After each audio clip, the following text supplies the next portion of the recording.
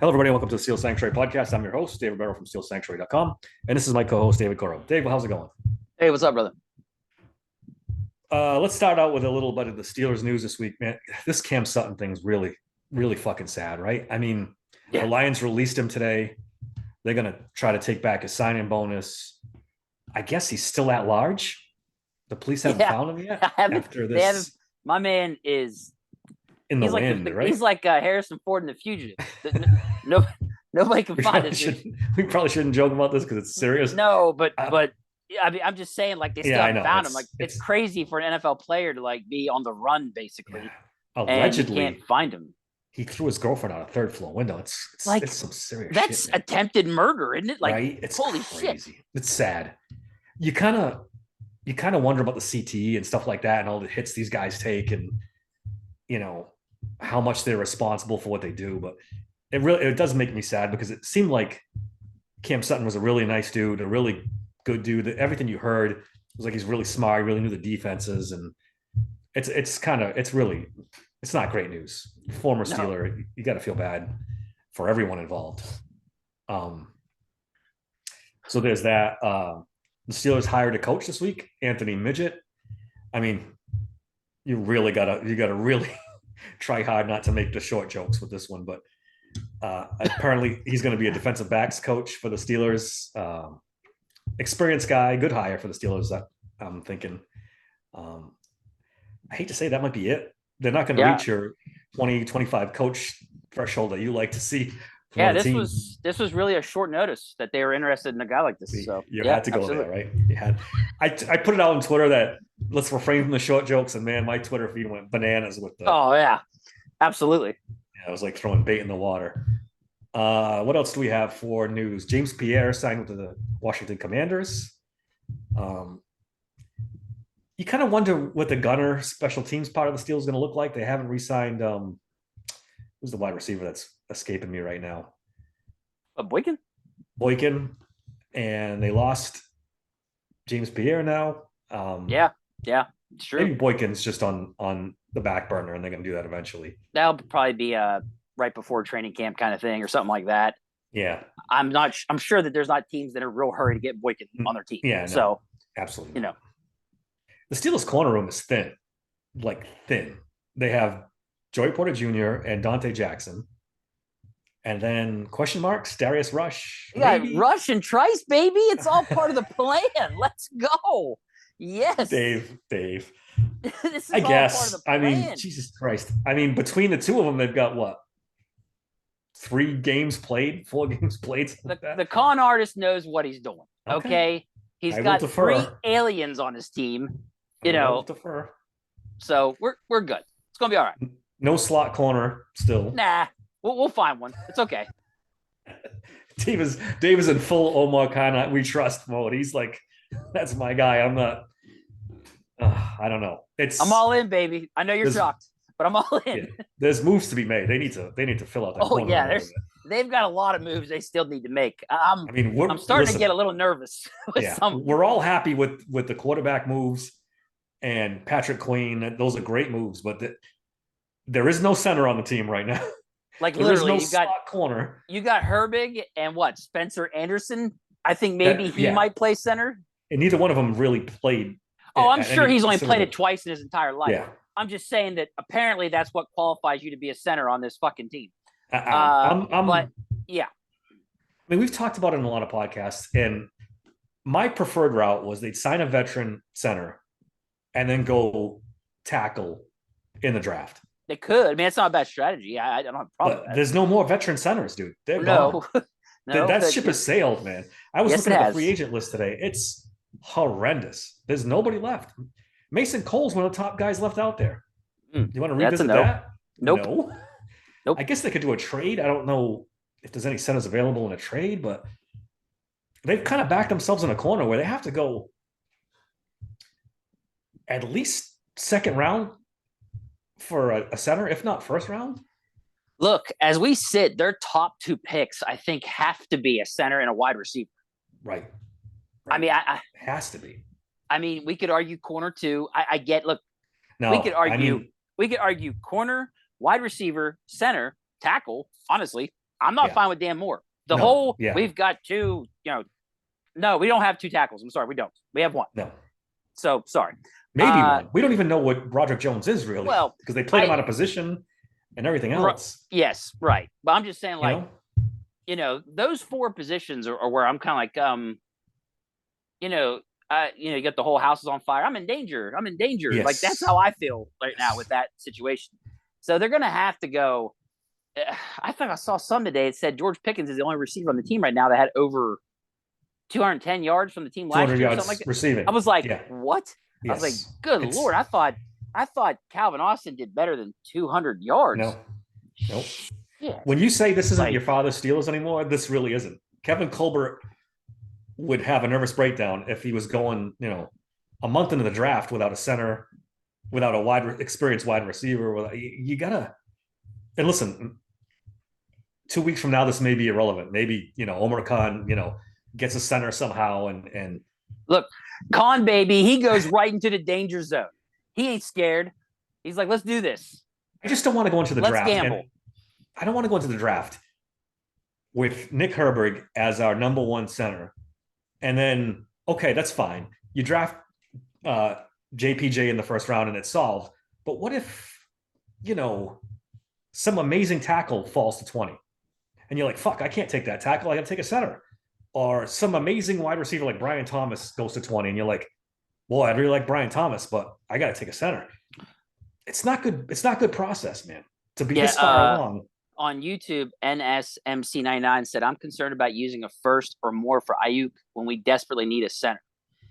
We're gonna talk about the trades and with center, but man, dude, like, we're playing a deadly game here. We are. Like, I mean, as I was talking to you in text message earlier today, literally, like, you have two for sure plug and play centers in JPJ and Zach Frazier.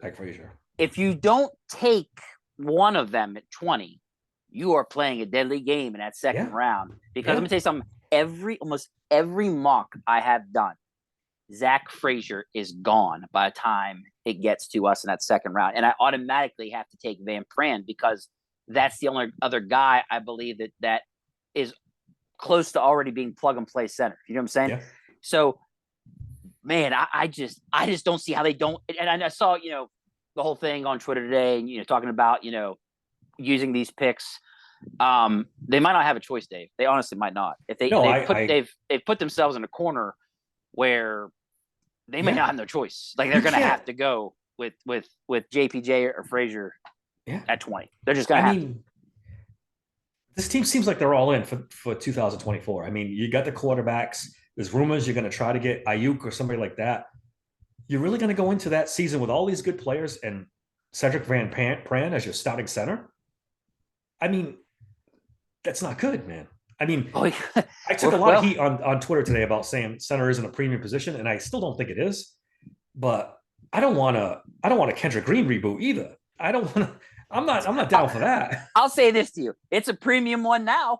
It definitely premium is. for them. Granted, we're Steelers fans and we're in that bubble, and we haven't had a great center since Pouncey's prime. And I get people are all freaked out about center's so important.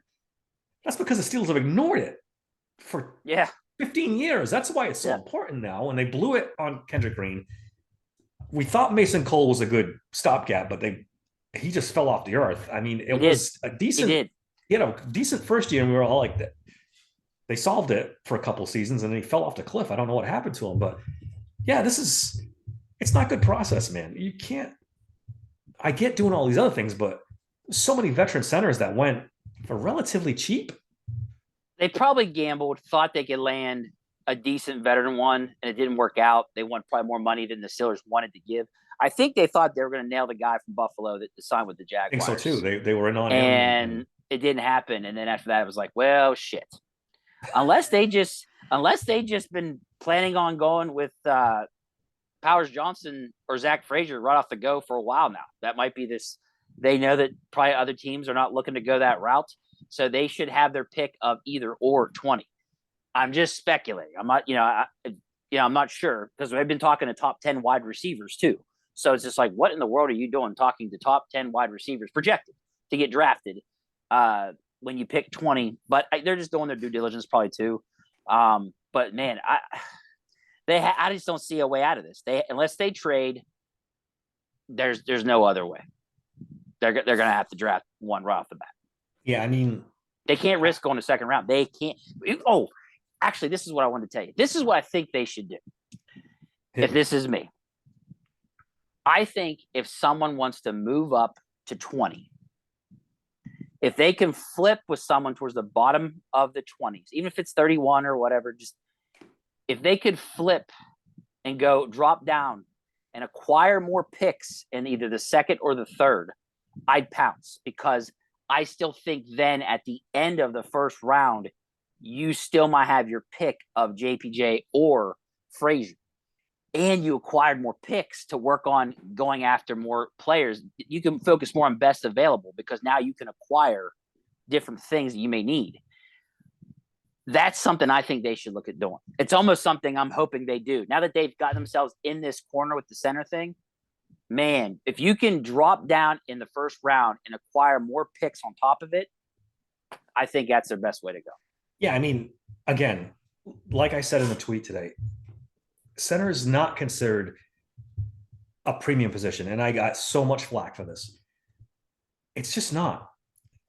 I looked it up today. There's never been a center since 1980 that's been drafted. That's as far back as I went. I'm sure it goes further. That's been drafted higher than 16. 16th overall pick. If that was such a premium position, you'd have top 10 picks. You'd have first overall. It just doesn't happen. It's not tackle. It's not wide receiver. It's not quarterback. I just think it's based on need. Of course, if you have no other options like the Steelers, then it's a premium position because you screwed yourself. Yeah, they've turned it to a nuclear situation for them. Yeah. So and they did it when they drafted Kendrick Green. It was the same way. They had no center, and then to make matters worse, they waited till the third round. Yeah. Instead of drafting in the first round, like I got that thrown back in my face. That, you suggested the Steelers draft a center that year. What are you talking about? Like, yeah, because there was no one.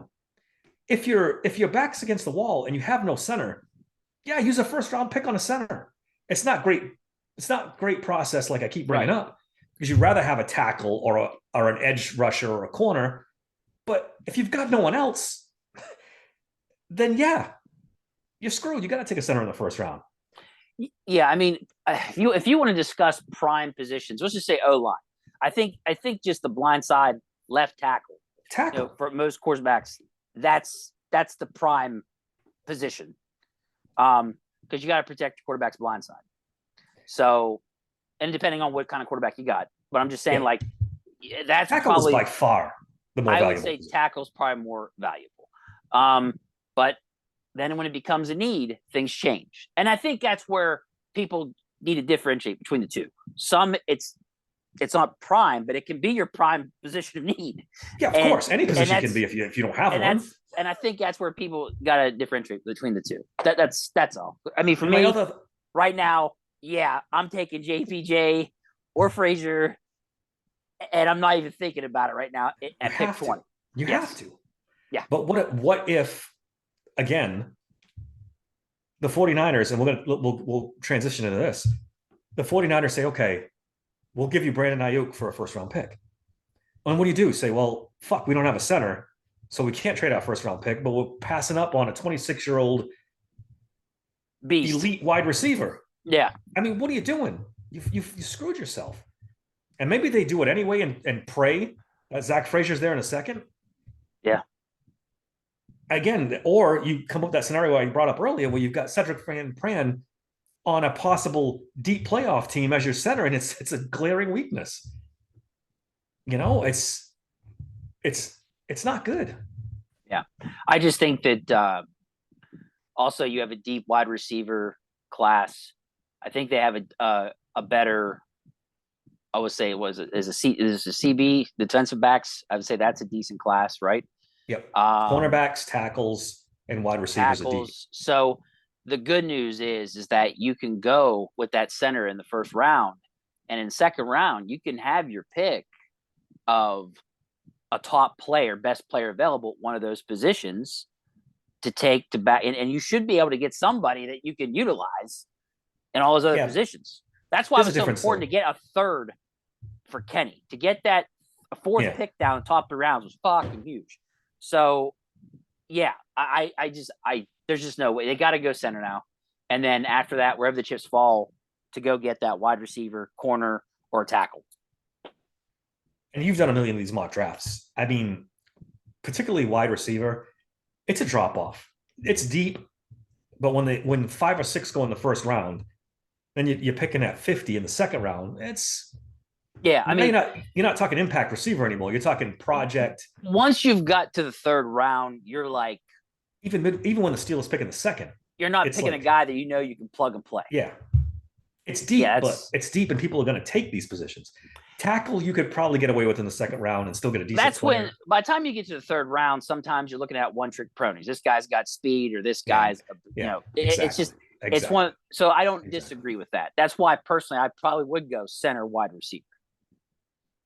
Yeah. In the second round, I'd look at these wide receivers, see if any fail, see the ones that fail because other positions were picked. So naturally, that position fell, and there's all these other wide receivers. That's why I would go that route. But we'll see. The drafts are funny sometimes, man. You just don't know with some teams. They had other plans in mind, and it doesn't work out that way. And I mean, we argued the Steelers needed an off-ball linebacker. Was that last year, year before? And they didn't pick one. They didn't pick one because the draft, the way it fell, they just didn't feel like there was none left they were interested.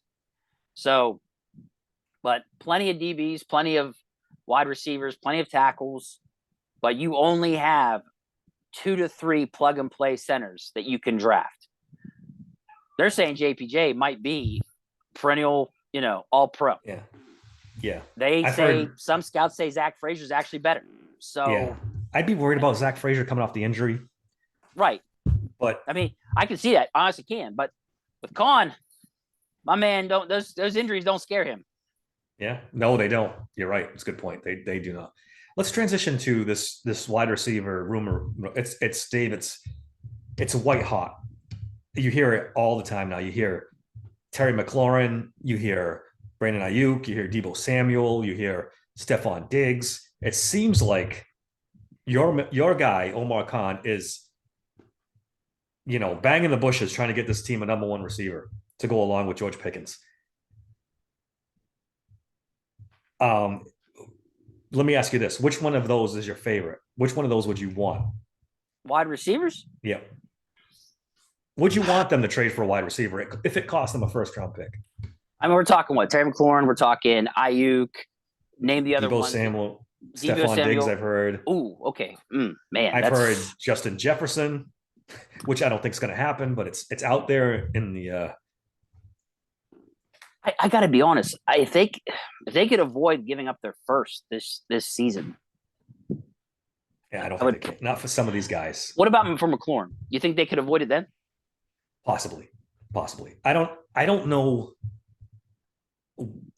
where that one comes from because he's basically their only good wide receiver. I know. I thought that was strange. They're going to draft it, but he's older, and if they're going to start with a rookie quarterback, maybe they want to just start rebuilding and move. Yeah. I mean, he's not old, but he's 28. So he's like, 4 years from now, is he going to be around for this rookie quarterback? Probably not. Here's the thing.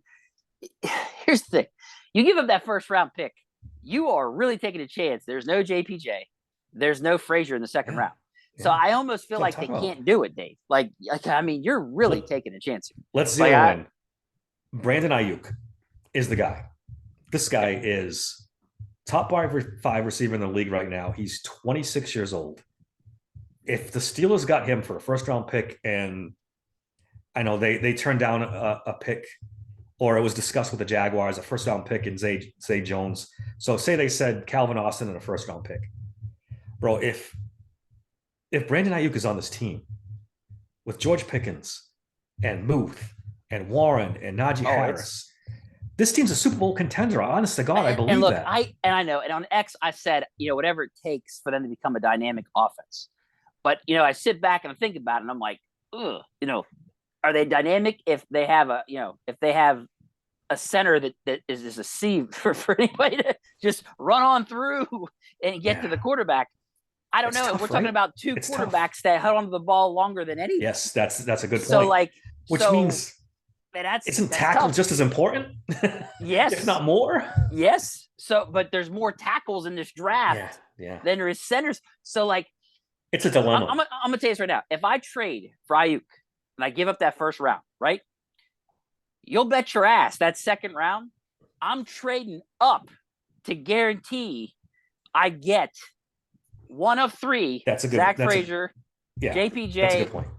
or Van Pran. I'd be trading up. I would literally, if I got to give you a fourth, or if I got to give you whatever, you know what I'm saying? Like nothing crazy, but enough to move up to guarantee I get one of those guys. And maybe that's Khan's plan. This dude's amazing. Yeah. So I don't know. That could be what he does, but they have to there's got to be a strategy in place. If they're gonna give up that first rounder, Dave, they have to trade up.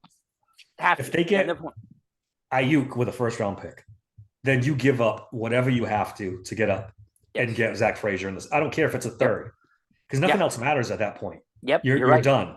You need a center. I guess you got to live with Dan Moore. You just got to live with it and hope for the best.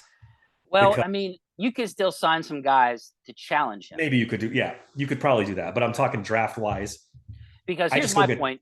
With him he's so bad, there's probably a guy on the fucking street who's better.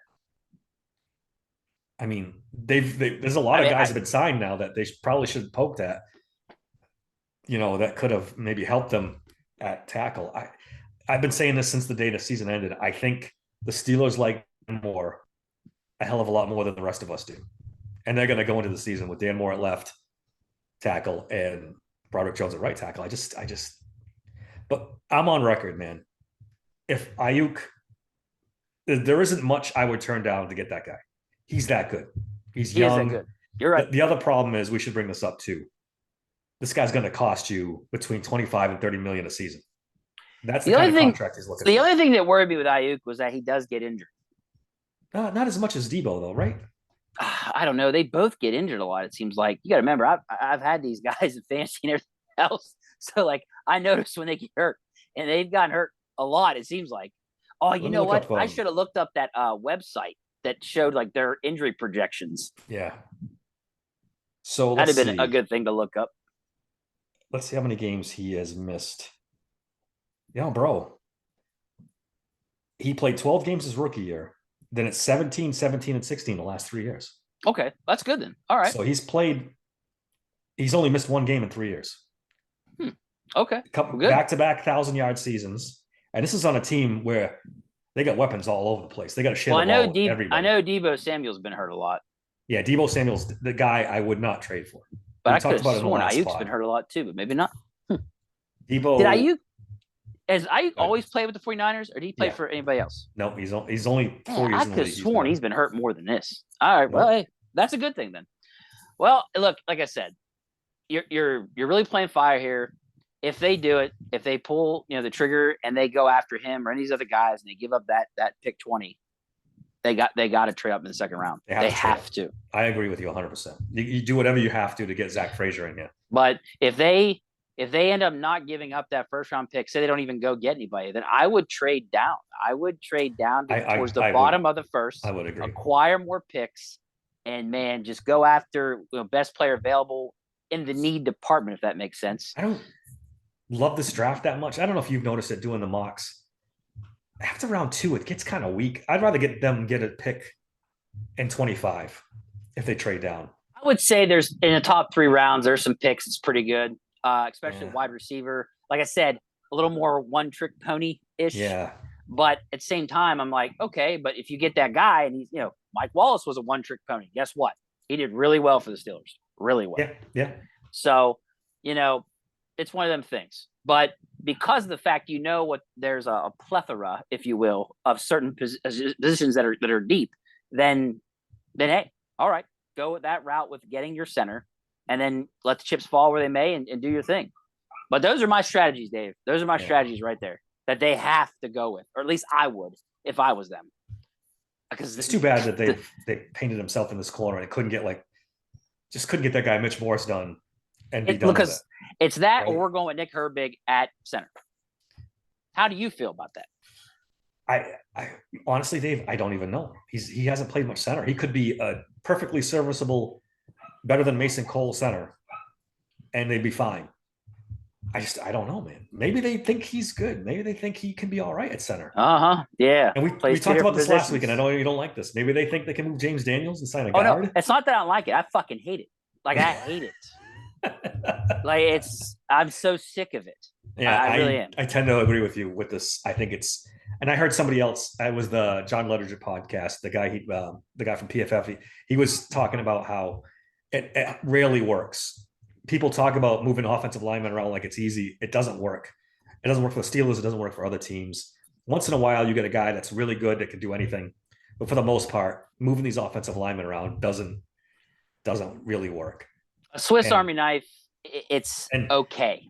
It's great to have as a plug and play if somebody gets hurt. Yeah, fine. But as an everyday player, Kevin Dotson's the perfect example.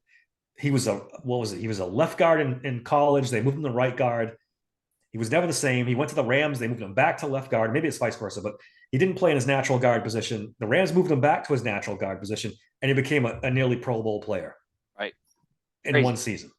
So that's evidence enough where find a center, play him at center. I mean, Herbig's never played.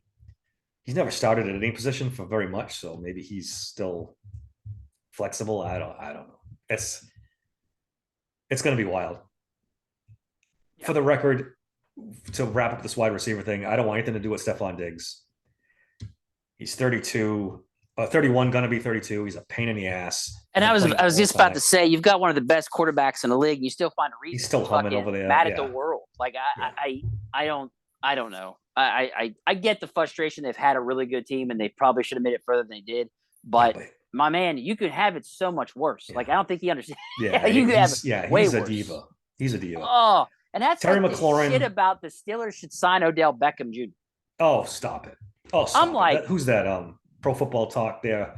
I don't know. No, he's the one. It's not. It was Lockham. Was it Lockham? I can't remember who it was. It was him too, though. There was both of them. It was Pro Football Talk. So he went on 93.7 on Pony Show and said it was Pro Football Talk. You're talking about Mike. I forget Mike's last name. Florio. Yeah, that is the dumbest shit ever. Look. One, the guy is injured all the time. I think I put this on Twitter. One, he's injured all the time. Prime. Two, he's a cancer. Three, doesn't produce. And four, he's going to want way more money than he's worth. I wouldn't.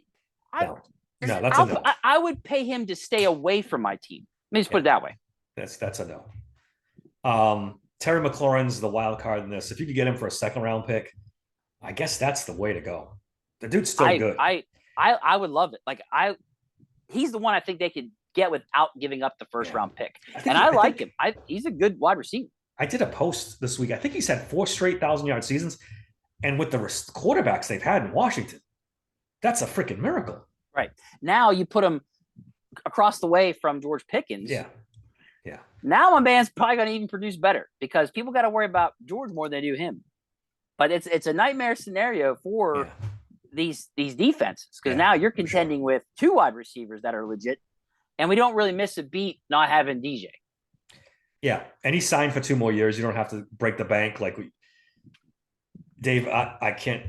I'm a little aroused the thought of Brandon Ayuk on the Steelers. I can't get that one out of my head, but I guess McLaurin would be a good consolation prize if they don't do it. But man, I think Ayuk makes this team special.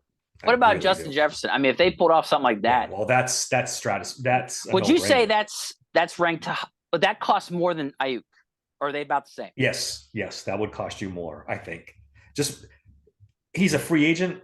They're both in the last year of the deal, and Jefferson's better than Ayuk. As much as I like Ayuk, Jefferson's top 2 in the league. Yeah, maybe. Who's better than him? Yeah. Tyreek Hill, maybe. Yeah, they're in the same top 5. So yeah, I mean, if he got Justin Jefferson, dude, holy mackerel. Yeah, but what price is my problem? That's going to cost you multiple firsts, I think. Ooh, yeah, I'm not interested. I think. I'm not interested. Not with this wide receiver draft. I'm not giving you 2 firsts. I'm sorry. Yeah, it'd be wild to see if he got moved because he is, he's in his mid-20s too, and he's really, really top of the food chain wide receiver. But Iowa's not that far off.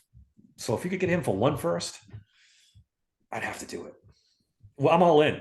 They've got a good, they got all the pieces. Figure out center and let's go. Let's go. You're right. All right, I want to talk about we can transition to this. The pro days that Omar Khan and Mike Tomlin have been to so far, and the one they did go to, which is Oregon. Which, if history tells us anything, that means JPJ's off the table for the Steelers at round 1, because every single first round pick since the 90s, the general manager and Mike Tomlin or Bill Cowher has gone to their pro day. So, like, we've broken a lot of trends with Omar Khan. If this is the year to break that too, I get it. But history tells us, they didn't go to Oregon. JPJ's not the pick. They've got, let me tell you the teams they have gone to so far. It's only 3. Georgia, Clemson, and Alabama so far. Shocked. Yeah, it's the ones they go to every year. Shocked. Clemson, actually, I think they gave Kevin Colbert a plaque last year because he went there so many times, like straight. They did, honest to God, they gave him a plaque and a ceremony because he had been there so many times. So Clemson is no surprise. And Georgia, they go every year because Georgia's loaded with talent. So going off that, then, who do you think's the pick then right now? Going off that. There's still some to go. They're probably going to go to Michigan. Well, right now, okay, we'll say it this way. Who would you think the favorite is? Would you say it's Mims then? I think Mims would be they worked out Kool-Aid McKinstry pretty good. Yeah, they did. Is that where Ike was at? Was he the one that was conducting the workout? Yeah, yes. Okay, I saw a picture, a video or something. No, actually, that's another one. It's a possibility. But I think Mims right now, I guess, would be the going just by that would be the leader in the clubhouse. Clemson doesn't really have a first round guy. Oh, the corner they have there. I can't think of his name. God damn it. They have a good corner, first round corner. So that Wiggins. Could be, you talking about Wiggins. Clemson? Yes. Yeah, Nate Wiggins. So Wiggins could be in the mix too. It's a little disappointing that they haven't gotten a more. They didn't go to Penn State. They didn't go to Notre Dame. Ohio State was the same day. Wait, time out here. They didn't do as many last year either. Remember, we talked about this too. How we noticed they weren't go back and look. And we wondered if that was more of a changing of their ways, like because you don't want to make it so obvious of who you're. Because if you and I can analyze and realize, wait a second, their pick is always who they go, that they bring the whole family. Then that's the guy. If you and I can analyze that, I'm sure the guys getting paid to do this can understand and have an idea of what they're going to go. So last year they didn't do as many pro days. Don't you remember we talked about this? But they still went to Georgia and drafted Broderick Jones. Right. But they didn't do tons like they usually do. And I mean, remember they all went to when we drafted Kenny. What's it? The guy from they went to Tennessee. They went to the Malik Willis's. They all That's went what I'm his. saying. They all went to his, which was very strange to do. I think they were considering him. I really do. Something. I think they were considering him. But that's a whole nother another mistake they would have made on top of the one they made anyways. But yeah, I just think I think this is a new strategy. I think they realize they're showing their cards a little too much maybe. So now they're minimizing that. I just thought there was just a shift in the change of way they do things. And then their drafting ended up being great. Yeah, so it was. And to be fair, Pat Meyer went to Oregon and Oregon State. Right. Because the tackle Fuaga is a pretty good player at Oregon State, and he was there too. So I guess I wouldn't rule it out completely, but it's still. And it was a Steelers scout or coach or whatever that was at the combine who was doing the drill with Powers Johnson when Johnson threw his ass on the ground. Yeah. So just to give you an idea, there may be more, this you think. They've had a couple different guys now work with Powers Johnson. Yeah, I meant to look up the pro days that are coming up, but I'm sure they'll go to Michigan. I'm sure they'll go to LSU. They go to LSU all the time. Yeah. Maybe Texas A&M. I don't know. There's a few more, but for the most part, this is their normal circuit. Georgia, Clemson, Alabama. Yeah. It is. Usually, Ohio State and Alabama are the same day, which is weird. I don't know why you do that, but I think they do that every year. It seems like every year it's like that. There's 3 big schools: Texas, Alabama, and Ohio State, all on the same day. That's strange. I swear it's just easier for the scheduler to just re-up it every year, just same thing every year. I'm not sure, but you're right. It's always those big schools like that are at the same time. You're like, why? All right, and let's go over the pre-draft visits that we know for sure. Now, I got a list of names here. Dylan Johnson, a running back from Washington. That's kind of strange. I don't know why they do a running back. What? Braden Fisk, defensive tackle from Florida. Okay. Christian Boyd, defensive tackle from Northern Iowa. I saw a tweet where this guy's been a popular name. He's got like 10 or 12 visits. I got to look him up, do more research on him. I don't. He's going to be one of those day 3 guys. I mean, he might even be a day 2 guy from the way this is going. He keeps it up, yeah. Darius Robinson. This guy's a name to watch out for. They met with him at the Senior Bowl and at the Combine, and now they're bringing him in for a visit. He's a defensive lineman from Missouri. That's a guy round 2-ish. I don't think he's getting out of round 2 from what I've seen. So keep an eye on him. Travis Glover, offensive tackle from Georgia State. Ricky Pearsall, who I like, wide receiver from Florida. Malachi Corley, wide receiver from Western Kentucky. Xavier Leggett, a wide receiver from South Carolina. And Talisi Fuaga, the offensive tackle from Oregon State, I just mentioned. So 3 wide receivers. They're doing the due diligence on wide receivers for sure. Yeah. And tackles, it sounds like. And 3 defensive tackles. Darius Robinson's kind of a tweener and tackle type guy. So yeah, interesting so far. They've got they're allowed 30. That's only 2, I mean, only 10, maybe they're look. And Andy Weidel came from the Eagles. The Eagles love to draft defensive tackles. They believe strongly in right. getting better in the trenches. Maybe that's what we're looking at here. They're looking to go and get those guys in the trenches, whether it be on the offensive line or D line. Maybe that's the plan. If they're talking to that many D linemen, it makes you wonder. Well, let's think about it. Cam Hayward's in the last year of his deal. Larry Ogunjobi, they weren't overly thrilled about to begin with. And then after that, I mean, you've got the second round pick from last year, who's very good. Yeah, Benton, Cam, and Ogunjobi are my 3 guys. Yeah, but Benton, after this year, Benton's the only guy you can count on in 25. I'm wrong. I shouldn't say Adams. Montravius Adams, they brought him back. Yeah. So I know. Don't get me wrong. I'm not saying he's like, I'm not ready to call him the next Mean Joe Green. I'm just saying, like, in general, he's another guy that's decent, feasible. He did good season. He's a serviceable rotation. After that, guy. When you talk about guys like Loudermilk and those guys, Leal has been a disappointment. Leal's a disappointment, yeah. So, yeah, maybe they do want to go get another guy just in case Cam falls off the cliff or something. I mean, which I hope smart. Not. But to me, it's just something it's just not on my radar now. It's just on my radar now. But when they draft BPA, best player available, things usually go better for them. So it is what it is. But man, they've got some rough needs, glaring needs that I'm not comfortable with them ignoring. Yeah. So, I don't know. I mean, if you did a list of needs, that would be 4th, maybe 5th. It's center, wide receiver, corner, tackle, somewhere in that order, and then maybe you could start talking about defensive tackle. Yeah, it'd be like 5th on mine. But I get the idea of getting better in the trenches. It makes sense. You don't want to get your ass ran all over with the run game. You got to be able to stop the run game. You want to make teams one-dimensional. So I get it. I just, like I said, they put themselves in a corner with the center position. So I don't think you can overemphasize the fact that they kind of, I don't want to say blew the center position, but it kind of got away from them, because there were some decent free agent centers that didn't cost a hell of a lot, but maybe just a little bit more than they were willing to spend or thought they needed to spend. Yeah, that's what I think happened. That's exactly what I think happened.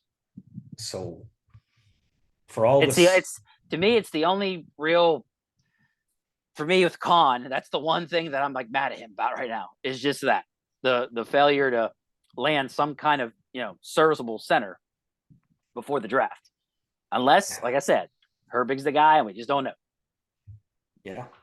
That's the only other explanation I can think of.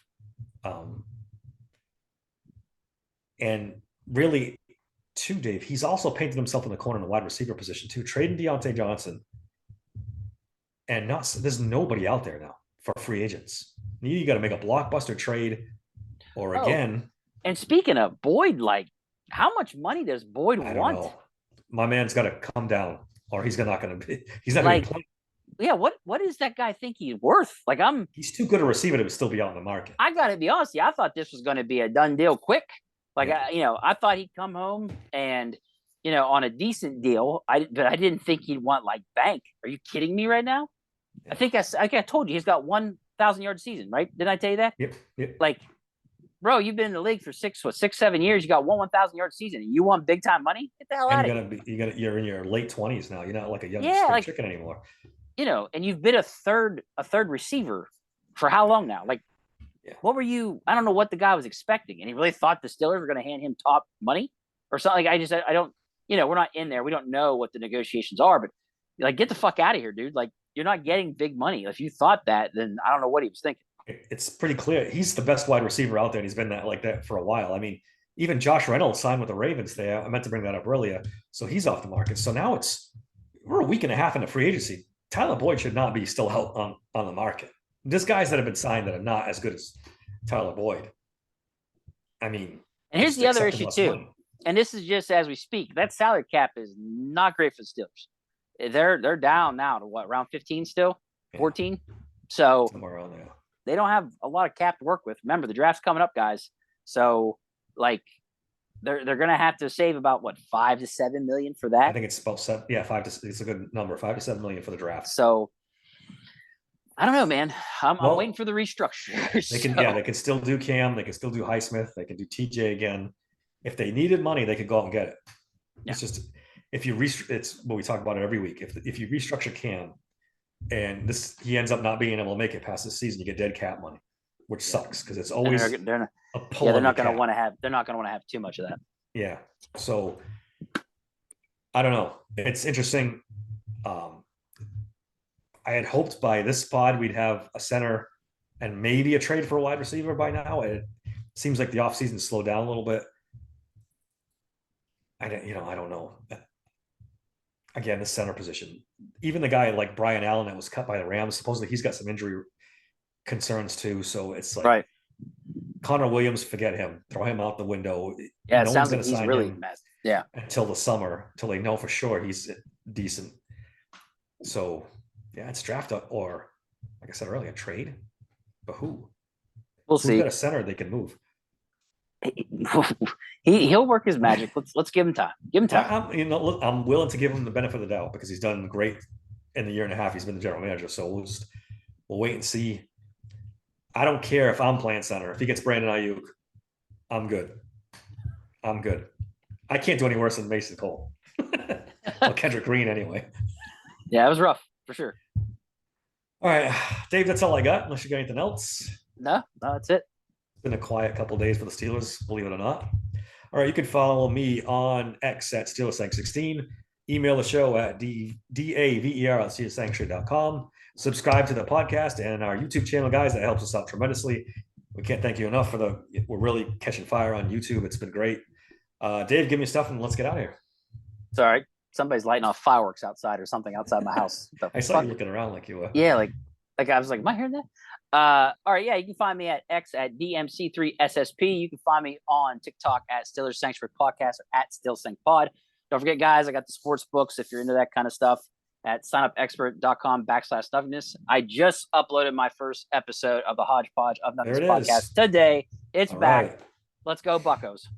All right. Until next time, thanks for listening to the Steelers Sanctuary Podcast.